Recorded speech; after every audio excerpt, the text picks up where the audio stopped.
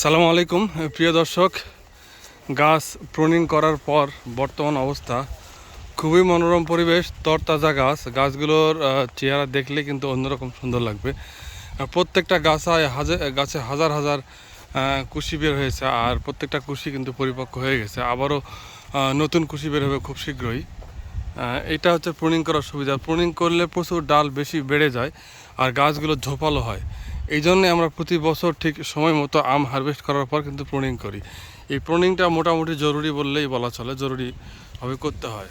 আর এটা করলে গাছ ঝোপালো হয় অনেক এবং আমের সাইজ ভালো হয়। পুরো গাছে হাজার হাজার কুশি বেরোয়েছে এখানে। আকাশ মেঘলা, এই জন্য হয়তো ক্লিয়ার দেখা যাচ্ছে না।